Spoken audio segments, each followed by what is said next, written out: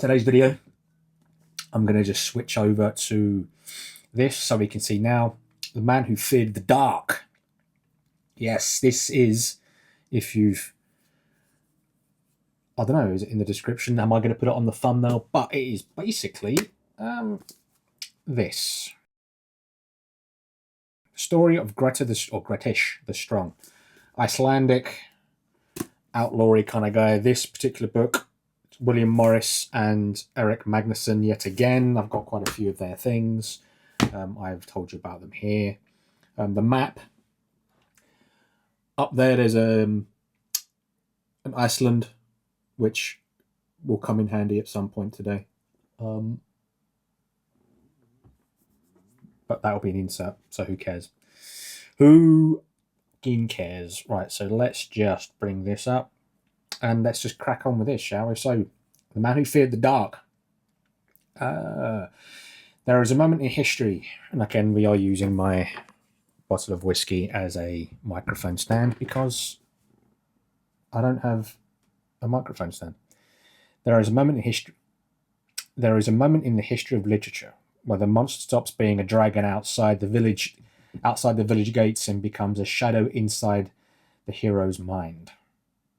We usually attribute this psychological depth to the modern novel, perhaps Dostoevsky or Conrad.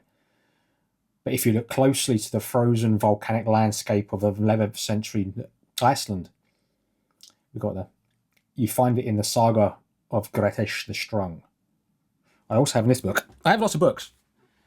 It's becoming like a thing. This big fat volume, Sagas of Icelanders. It's a very, very large motherfucking book. Has a lot, not everything. Grettir is not in here. But this book might play a part in future videos. As may do. Just thinking about it. This is my Heimskringla saga. This is, again, nice big, beautiful map of Iceland. Icelandia, as they called it. And it is the Heimskringla saga. So this is the Kings of Norway, is what it means. Because the Kings of Norway do play a part in a lot of this. Anyway, we usually attribute Grettir Asmundsson. Okay. He's not your typical hero. He isn't a shining knight like Lancelot, nor a knightly diplomat like Beowulf. He is, to put it bluntly, a difficult bastard. He is surly, lazy, violent, and intractable. He's the sort of man you want on your side in a bar fight, but you certainly wouldn't want him marrying your sister. Where are we? And yet, his story is one of the most profound tragedies ever committed to vellum. This is the story of a man built for a violent age that was rapidly running out of use for him. A man who conquered the dead, but was destroyed by the dark. Yeah, we'll get to the that bit in a sec, because we'll get to that bit, the curse of the Revenant there. A problem child in a hard land. To understand Grettir, I'm pretty sure it's pronounced Grettir. Every time I've done a search to figure out how it's pronounced, Grettir, not Grettir, has come up. And I've heard Icelanders call him Grettir Strong as well, so I'm just going to go with Grettir. To understand Grettir, you must understand the rock he lived on. The Icelanders were the Vikings who said no when King Harald Finehair unified Norway in the 9th century. He's the proudest jarls refused to bend the knee. They packed their longships and sailed into the Atlantic, settling on an island of fire and ice where every man could be a lord unto himself.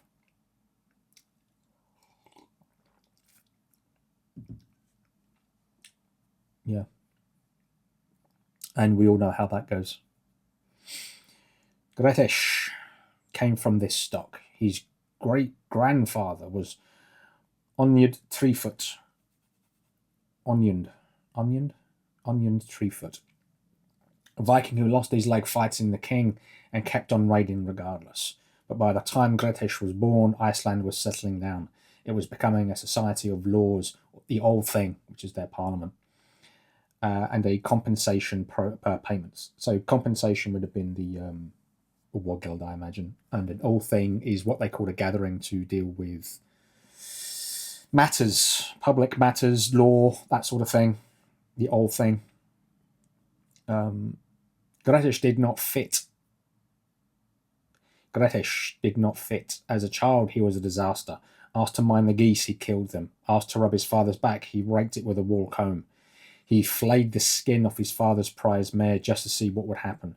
He was a force of nature in a world that was trying to become civilized. By his teenage years, he was already killing over petty disputes. He was sentenced to 3 years of outlawry. No idea what that is, but let's find out.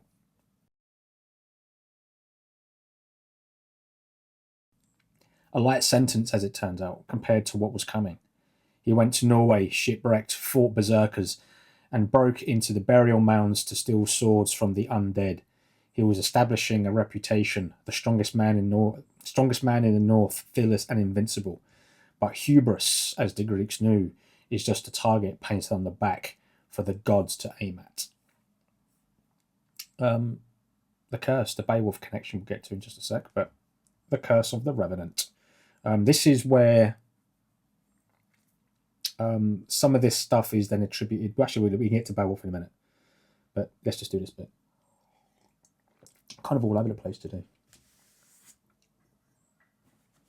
The Curse of the Revenant, the pivot in the saga, and perhaps the finest ghost story medieval literature, is an episode at Thorhalstad.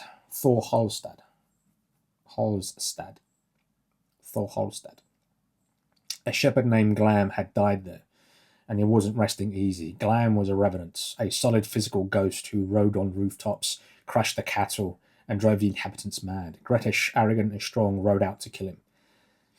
The fight that ensued was visceral. This isn't a waif in a sheet, this is a wrestling match with a rotting corpse in the dark hall. Grettir eventually won, forcing the Revenant out into the moonlight and cutting off his head. But before the final blow, the moon shines into Glam's eyes, and the ghost lays a curse that shatters Grettir's life. Glam tells him 3 things. His strength will never increase. His deeds will turn to evil and outlawry. And, most cruelly, he will forever be Glam. He will forever see Glam's eyes in the darkness. From that moment on, the strongest man in Iceland is terrified of the dark. He is a masterful stroke of storytelling. Grettir became an outlaw, hunted by half the country, forced to live in caves and on glaciers, but he cannot live alone. He needs companionship, not for defense, but because when the sun goes down, he sees the dead shepherd's eyes. So this is, like you've said, an absolute bastard. Strongest man in the north, outlaw, scary, and yet he's afraid of the dark because of this curse. Sucks to be you, dude. Sucks to be you. All right, the Beowulf Connection, and we'll get to the long night in just a second. The Beowulf Connection.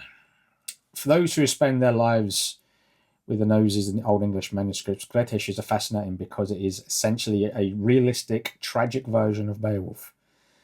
The parallels are undeniable. Grettir fights a troll under a waterfall in a cave, just as Beowulf fights Grendel's mother. He uses a special sword, Haptisax, to cut him open, just as Beowulf used the giant sword. The geography of the fight at the Sandhauer is almost a carbon copy of the mare in Beowulf. The monster's sexes are reversed. Explain. So in Beowulf, he fights Grendel, the male, and then he fights Grendel's mother, the female. In Grettir, the strong, the Grendel character is a female. He fights her, she falls into a gorge. He then gets a priest to help lower him down into the gorge. He goes behind a waterfall, finds the big male troll, ogre, whatever is in there, kills him, comes out. The priest is gone. The priest's name evades me right now. I can't remember his fucking name. The priest leaves, leaving Grettir on his own, just like in Beowulf when everyone buggered off. Hrothgar and all his men left when they saw blood coming up through the into the mire. Yes, so there are parallels here. But this again owns to the fact that this idea, this story of fighting these 2 monsters, these 2 trolls, whatever you want to call them, is something that is always carried over in stories. So you'll get their Beowulf version, you'll get the Grettir, the strong version, all of it roots from Scandinavia. and was brought as a story was told. And of course, these stories changed over hundreds of years and became what they are now. Because Grettir is 11th or 12th century is when it was written down. And that's where we get this from, which would have been 100 or 200 years after the Beowulf manuscript. And again, 300 or 400 years after the migration period into Britain.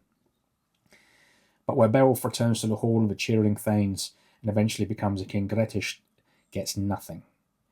He saves the people from monsters, and they thank him by hurting him. He is the essential outsider, the man who does the dirty work of civilization, but is too wild to be allowed to live within it. Outlaws and the War Guild explain Grendel's mother's video. So I explain what the War Guild is, so the man price, and we talked about the laws and the whole thing a bit earlier.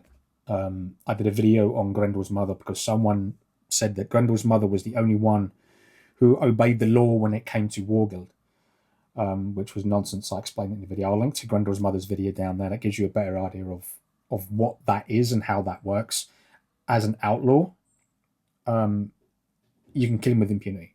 There is no recompense for that. You don't have to get permission, and no one has the right to then come after you for killing him. That's just how outlawry works. The Long Night. The Shadow of the Hero.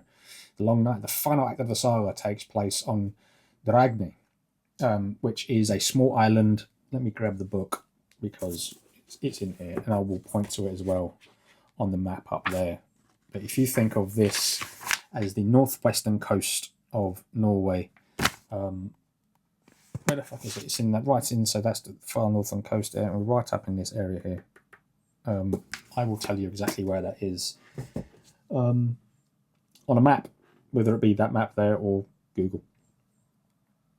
The sheer-sided island fortress in Skagafjord.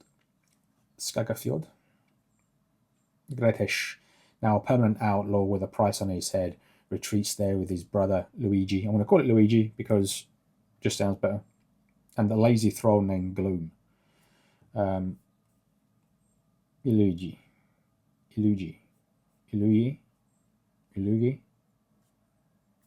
fuck it. They lived there for years, stealing sheep, and they find the local chieftains. Now, this island that we're on, this island here,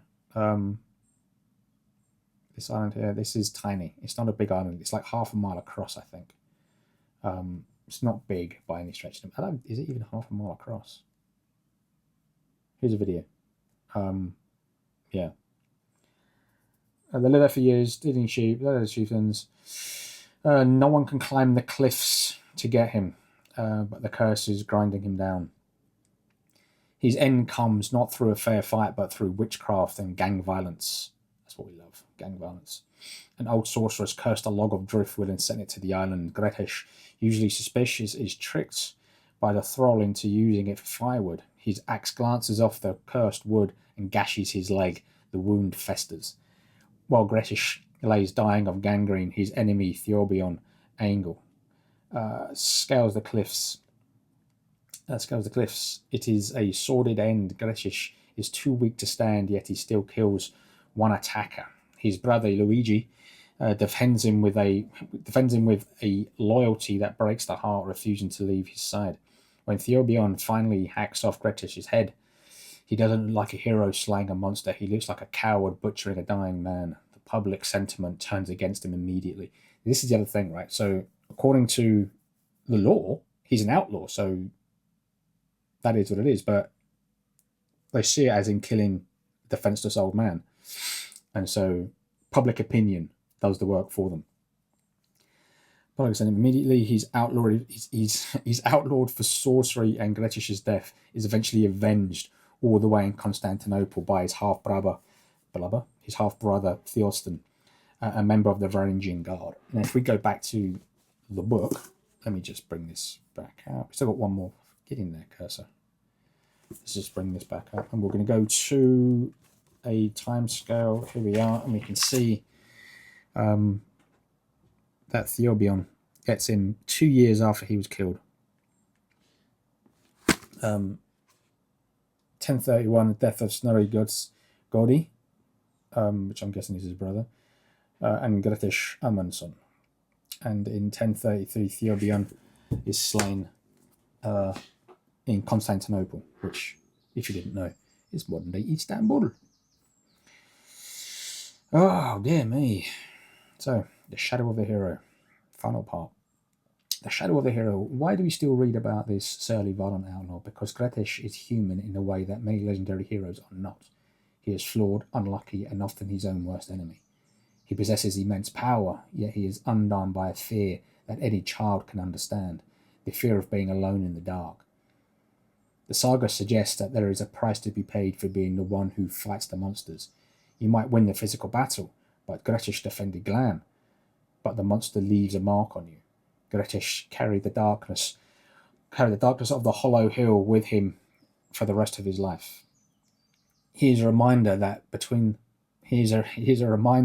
the line between hero and the outlaw is often just a matter of timing.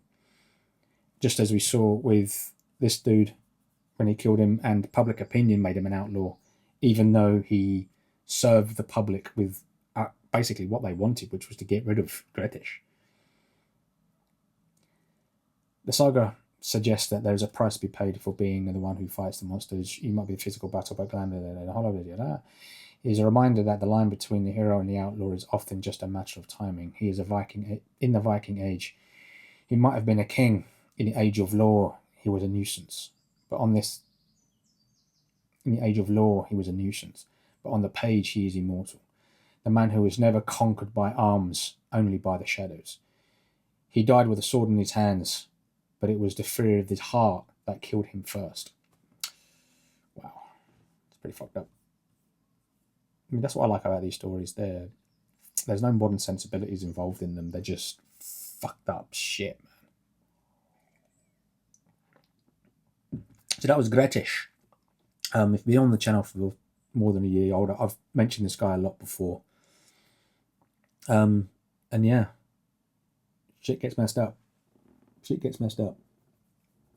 And so what I'm going to do now is I'm going to ask you to like and subscribe. And I will, as always, see you in the next one. Take it easy. Stay frosty.